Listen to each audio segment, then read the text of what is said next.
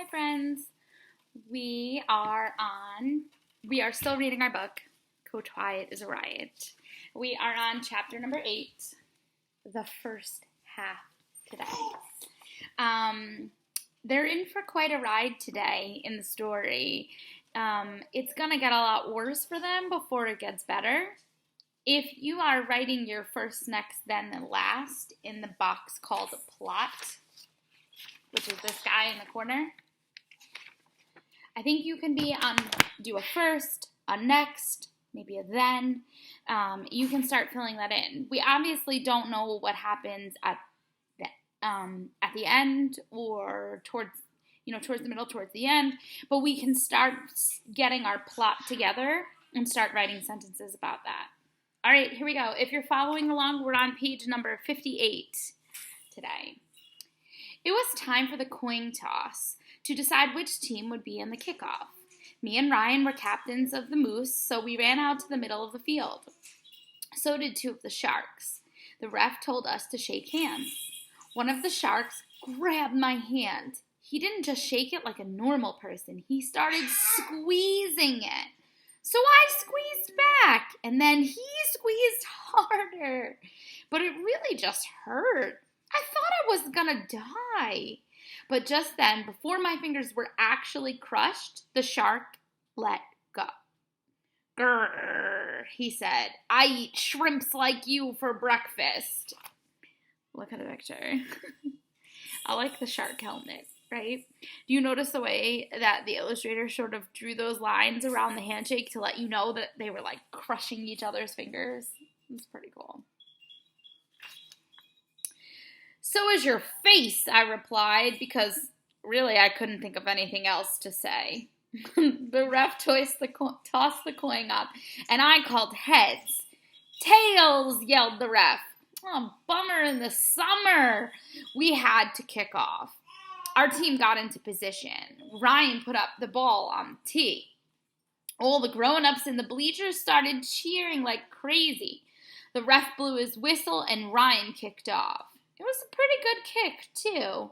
We all ran down the field to tackle the shark who picked up the ball. The only problem was there were giant sharks running all over the place. One of them knocked Michael on his behind. Then one of them knocked Ryan on his behind. And then one of them knocked me on my behind. And they were knocking all of us on our behinds. Run for your lives, Neil shouted. Look at the picture. It's so funny, right? It's not going well for them, I think. When I looked up from the ground, the Sharks were in the end zone dancing and high-fiving each other. Sharks 0, Moose 0. Or Sharks 6, Moose 0. That's all right. That's okay. We're going to win it anyway. Go Moose. The Sharks made the extra point and kicked off to us. Michael picked up the ball, but before he could take a step, he was knocked on his behind by some giant shark. Michael fumbled the ball, and the next thing we knew, the Sharks were dancing and high-fiving each other again in the end zone. Sharks 13, Moose 0. That's all right. That's okay. We're going to win next Saturday. Go Moose. You don't need to hear all the gory details of what happened in the first half of this game, but whenever the Sharks had the ball, they ran us right over as if we were made out of tissue paper and knocked us on our behinds. Whenever we had the ball, they knocked us on our behinds and took the ball away. It just wasn't a pretty sight.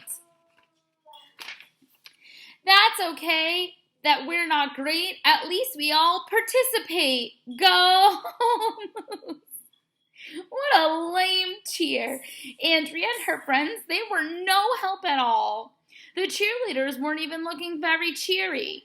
Wyatt was useless. All he ever did was stand around and pick his nose. And having Rufus and the doofus floating over the field just wasn't doing us any good either. Finally, the clock ran out. It was halftime. We had to play 2 quarters, but it felt like a million.